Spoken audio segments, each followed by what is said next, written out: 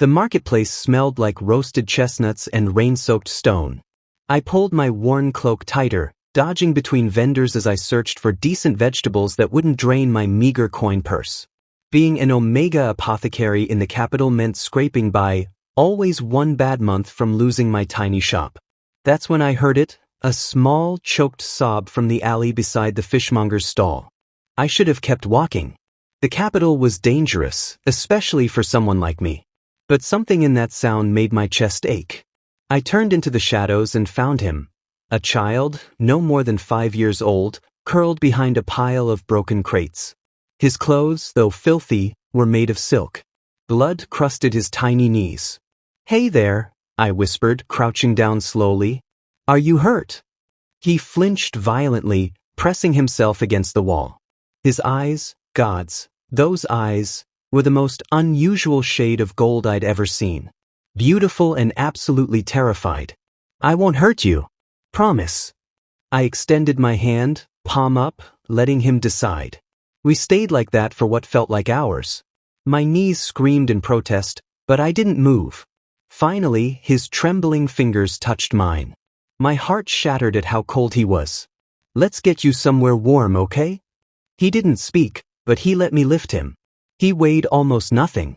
As I carried him through the marketplace, people stared at the dirty child in my arms. I glared back until they looked away. Whatever this boy had run from, he needed help now. Questions could wait. My shop was tiny, just one room with herbs hanging from the ceiling and a small living space behind a curtain. I set him on my only chair and knelt before him. "I'm going to clean these cuts. It might sting a little." Still, he said nothing. But as I gently washed away the dirt and blood, I noticed things that made my stomach turn. Bruises on his arms, too precisely placed to be accidental. Calluses on his small hands.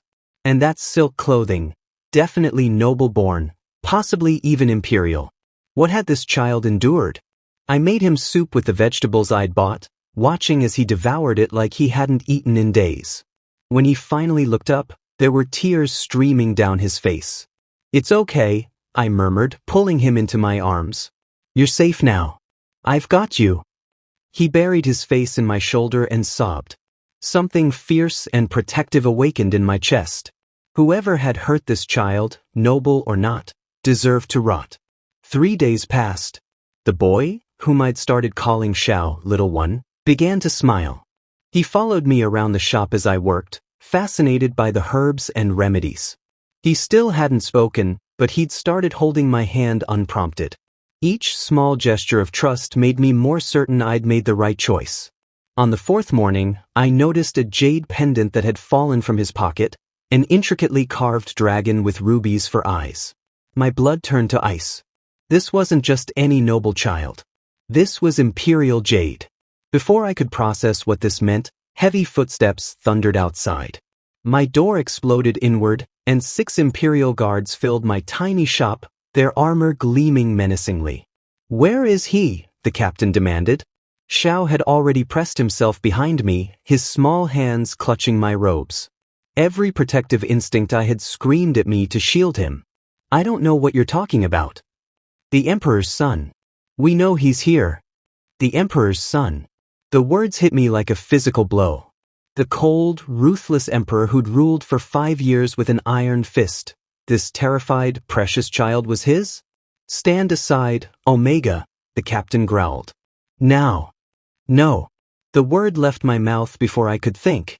6 armed men against 1 Omega apothecary. I was insane. But Shiao was shaking behind me, and I remembered his bruises, his terror, his starvation. "He's frightened. You can't just. We have our orders." The captain moved toward us. I grabbed a jar from my shelf, distilled nightshade extract, and held it up. "1 drop of this in your face and you'll be blind for a week. Want to test me?" The guards hesitated. In that moment of uncertainty, the temperature in the room seemed to plummet. A figure appeared in the doorway, and every guard immediately dropped to one knee. The Emperor himself had come. He was taller than I'd imagined, wrapped in black robes embroidered with silver dragons. His face could have been carved from marble, beautiful, cold, and completely unreadable. But those eyes, the same unusual golden shade as Xiao's. "Leave us," he commanded. The guards vanished instantly. The Emperor's gaze swept over my humble shop before landing on me. When those gold eyes met mine, I felt the full weight of his alpha presence. Suffocating, dominant, absolute. My Omega instincts screamed at me to submit, to lower my gaze. I lifted my chin higher. "So," his voice was silk over steel, "you're the one who stole my son." "I saved your son," I countered, my voice shaking but firm. "I found him bleeding and starving in an alley." "Where were you?" Something flickered across his face, too quick to identify. He took a step closer, and I instinctively pushed Shiao further behind me.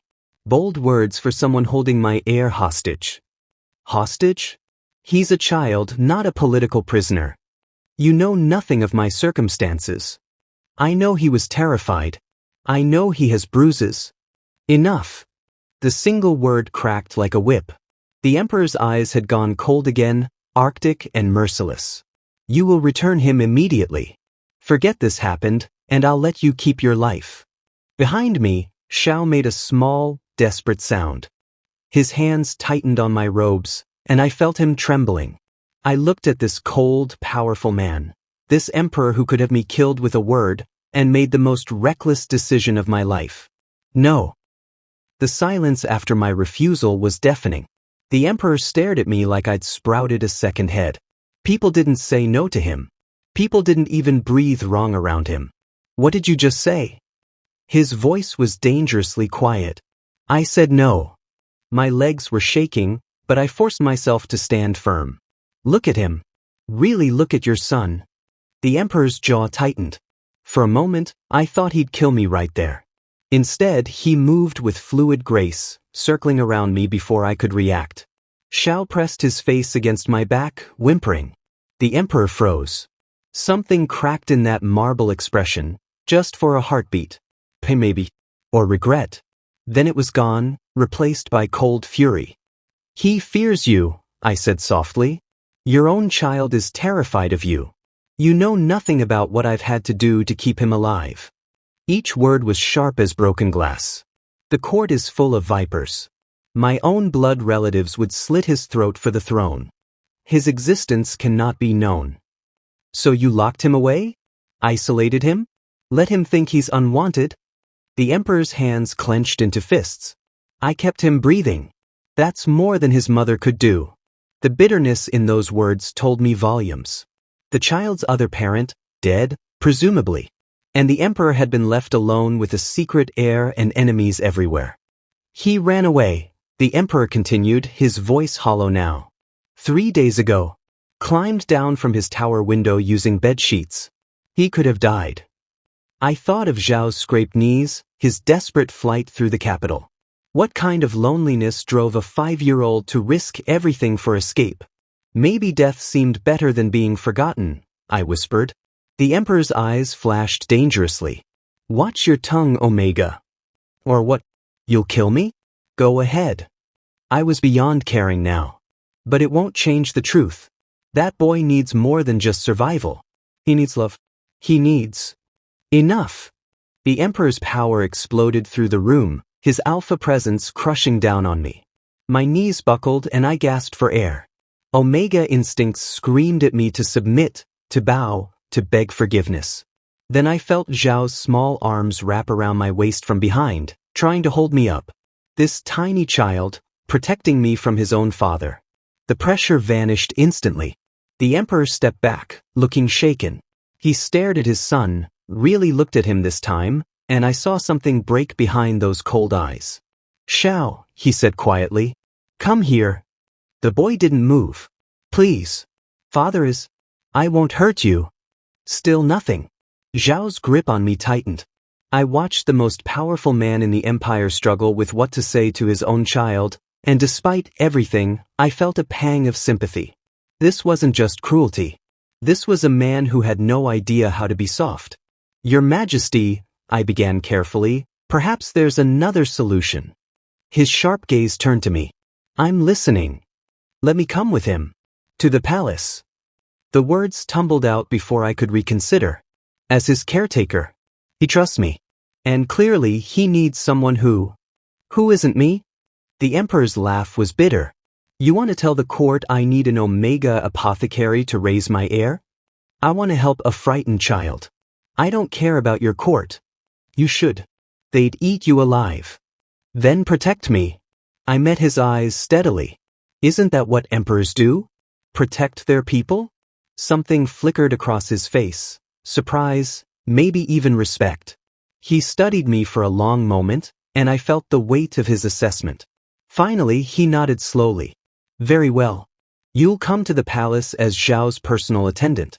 But understand this, Omega, you'll be walking into a nest of snakes. Trust no one. I only need to trust that you'll keep your son safe. I've been doing that alone for 5 years. Have you? I gestured at Xiao still hiding behind me. Because from where I'm standing, you've been keeping him alive. That's not the same thing. The Emperor's expression hardened, but he didn't argue. Instead, he pulled out a jade token from his robes and held it out. This grants you access to the Imperial grounds. We leave within the hour. Pack whatever you need. My heart hammered as I took the token. What had I just agreed to? I owned almost nothing. Some clothes, my herbs, this tiny shop that was my whole life. I looked down at Xiao peeking around my legs at his father.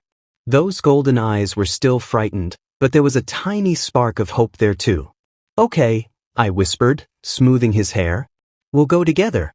I won't leave you. The Emperor watched this exchange with an unreadable expression. You care for him?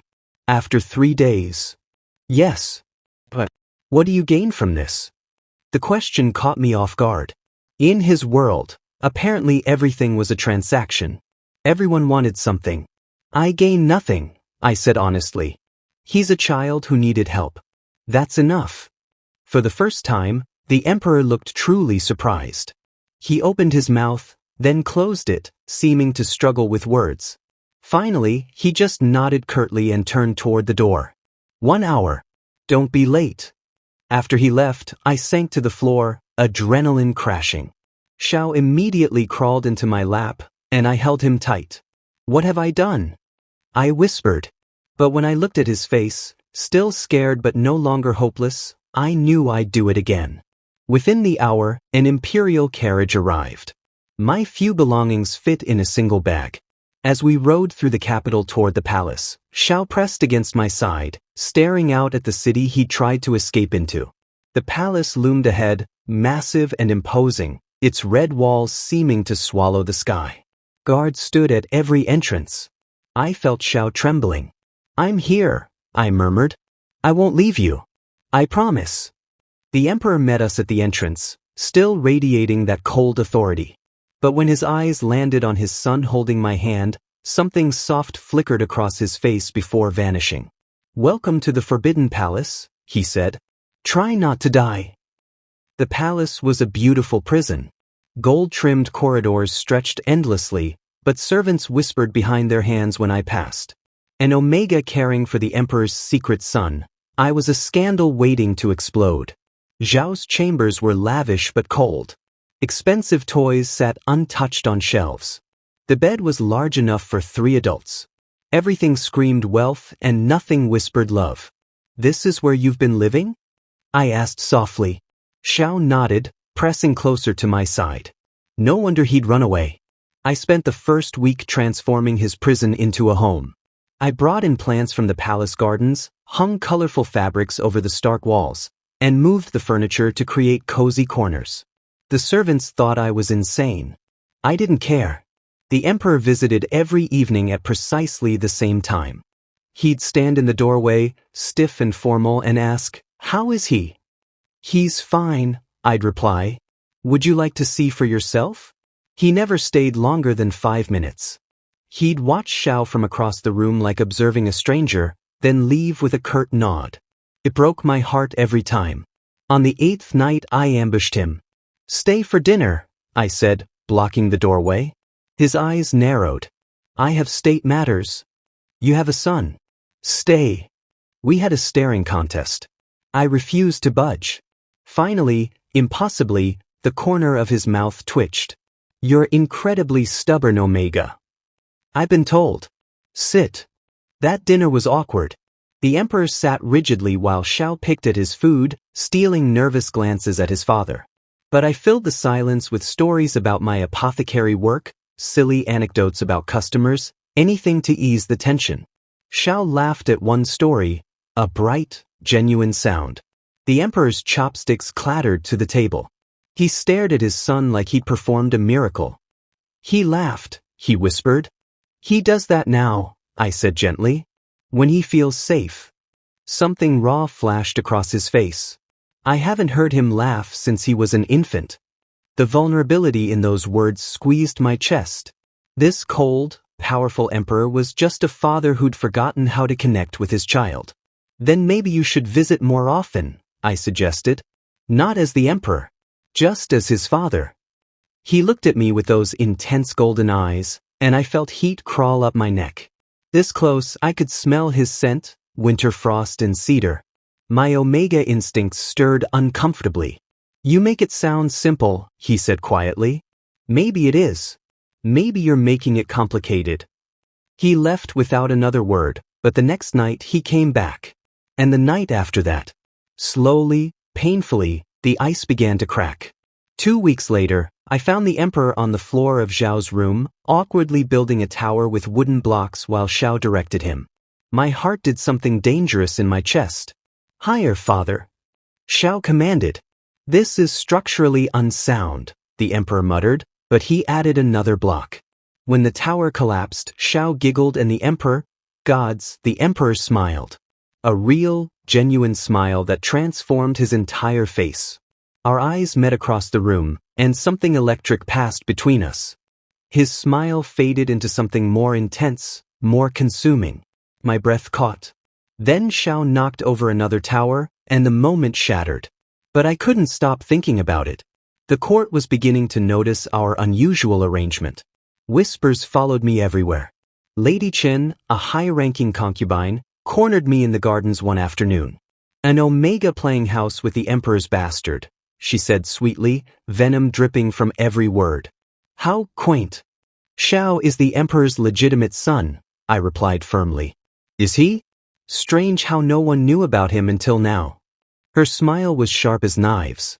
Secret children rarely live long in the palace, Omega. Accidents happen.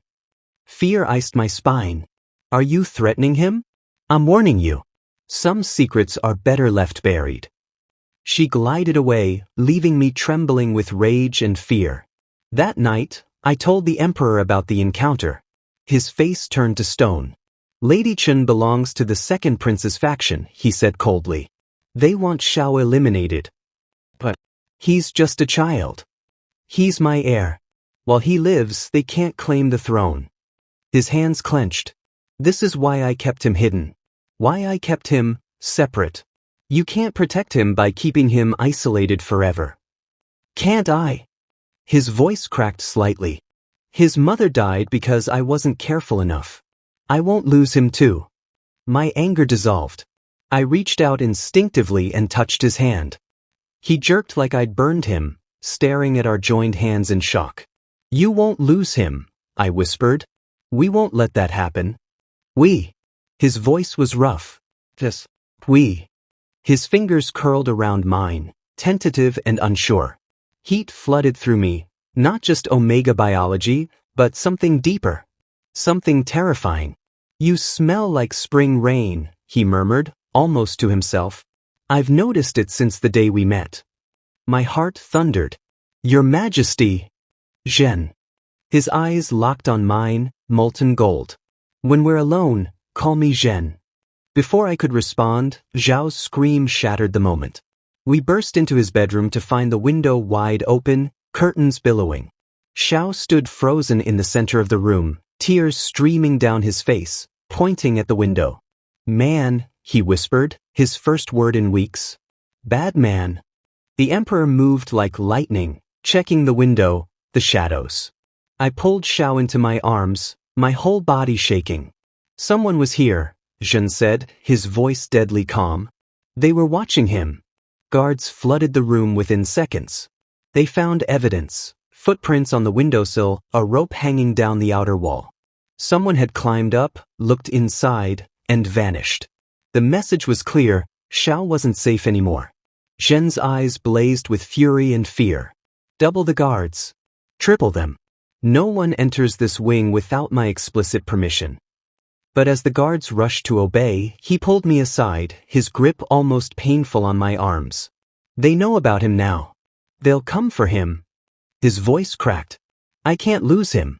I can't. You won't, I said fiercely, gripping his robes. I'll protect him with my life. Why? He demanded, almost desperate. Why do you care so much? Because he's worth protecting. And so are you. His breath hitched. For one heart-stopping moment, I thought he might kiss me. Instead, he pressed his forehead against mine. Stay close, he whispered. Both of you. I need you safe. After the window incident, Zhen moved us to his private quarters, a decision that sent the palace into chaos. An Omega and a secret child sleeping in the Emperor's chambers? The scandal was delicious. I didn't care. Zhao's safety mattered more than reputation. But sharing space with Zhen was torture of a different kind. Every accidental brush of fingers sent electricity through me. His scent was everywhere, wrapping around my Omega instincts like silk. And the way he'd started looking at me, hungry and possessive and confused, made my heart race. We were playing a dangerous game, and everyone knew it. 3 days later, the trap was sprung. I was walking Shiao through the Imperial gardens when guards surrounded us. Not Zhen's loyal men, but soldiers wearing the second prince's insignia. The Emperor requests your presence, their captain announced. Every instinct screamed danger. Then he can come here himself. It wasn't a request, Omega. They grabbed my arms. Shiao screamed, clinging to my robes, and they ripped him away. His terrified cries as they dragged him in the opposite direction shattered something inside me. No. Let him go. A cloth covered my face, sweet with chemicals. The world went dark. I woke in a dungeon cell, head pounding. Torchlight flickered against stone walls. Across from me sat Lady Qin, looking entirely too pleased. Finally awake? We have much to discuss. Where's Shiao? I lunged forward, but Chain stopped me short. The child is leverage. Cooperate and he stays alive. She smiled coldly. The second prince has been patient, but the Emperor's recent distraction with you has forced our hand. Zhen will kill you for this. Will he? When we have his precious heir. She leaned closer. Here's what will happen.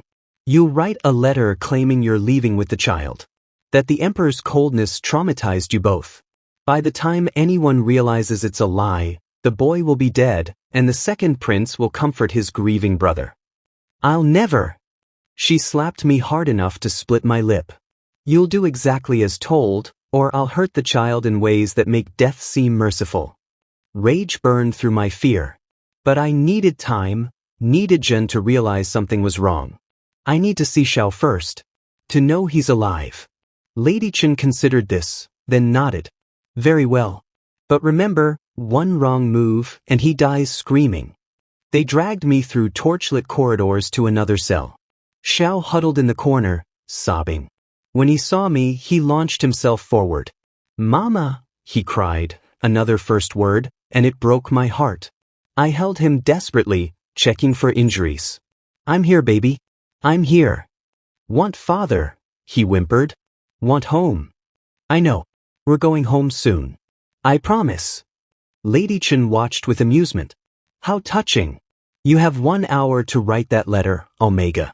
Then the child returns to his cell.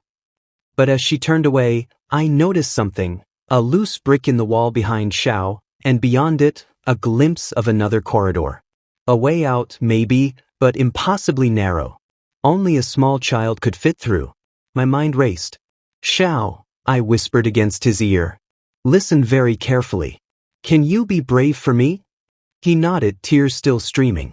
See that hole? I need you to crawl through it and find father. Can you do that? His eyes widened with fear. I know you're scared, but father needs to know where we are. You're the only one who can help. I cupped his face. Remember the stories I told you? About brave little dragons? I'm a dragon, he whispered. This. You're my brave dragon. Now go. Quickly. The moment the guard's attention shifted, Shiao slipped through the gap. My heart screamed at letting him go alone, but it was our only chance. Lady Chen noticed seconds too late. Stop him! But Shiao had vanished into the walls. She rounded on me, fury twisting her features. You stupid Omega! Do you know what you've done? Given my son a chance to live. Unlike you. She backhanded me again, and this time I tasted blood. It doesn't matter. The second prince's forces already surround the palace. By dawn, your precious emperor will be dead, and the child will. Will what? Zhen's voice cut through the darkness like a blade. The dungeon doors exploded inward. The emperor stood there in full battle armor, eyes blazing gold, Shiao safe in his arms. Behind him, loyal guards flooded in. The relief nearly destroyed me. Lady Chen paled. Your Majesty, I can explain. Explain how you kidnapped my heir? My bonded Omega? His voice was death itself. Explain your treason? Bonded Omega. The words echoed in my mind. The second prince planned this, she started. The second prince is already arrested. Did you truly think I wouldn't notice a coup brewing? Zhen handed Shiao to a guard and approached my cell. Every traitor is being rounded up as we speak. He tore the cell door open with his bare hands, the metal shrieking. Then I was in his arms and he was shaking. I almost lost you both, he breathed against my hair. When Shiao came running through the palace walls, covered in dust, crying for me. He was so brave, I whispered. Like his mother. I pulled back, confused. I'm not. You are. In every way that matters. His eyes searched mine desperately. I've been a fool. I kept everyone at distance, thinking it would keep them safe. But you taught me that love isn't weakness, it's the only thing worth protecting. My breath caught. Zhen. I'm asking you to stay. Not as a servant. Not as a caretaker. He cupped my face with shaking hands. As my partner. My Omega. Zhao's parent. I'm asking you to be our family. Tears spilled down my cheeks. You arrogant alpha. Did you even need to ask? He kissed me then, desperate and tender and full of promises. My Omega instincts sang, recognizing home. When we finally broke apart, Shiao was watching with wide eyes. Mama staying? He asked hopefully. Forever, I promised. And father stops being scary? Zhen actually laughed. I'll try, little dragon. 3 months later, we stood before the court as Zhen publicly announced his heir and his bonded Omega. The nobles who'd plotted against us were gone. Those who remained bowed deeply. That night, in our shared chambers, I watched Zhen read bedtime stories to Shiao, something he did every night now. His cold mask had melted away, revealing the man underneath. Shiao fell asleep between us, safe and loved. Thank you, Zhen whispered, pulling me close. For what? For finding him. For saving us both. He kissed my forehead. For teaching me how to love. I smiled against his chest, breathing in cedar and home. We saved each other. Our unconventional family wasn't perfect. But it was ours, built on trust and sacrifice and love. And that was more than enough.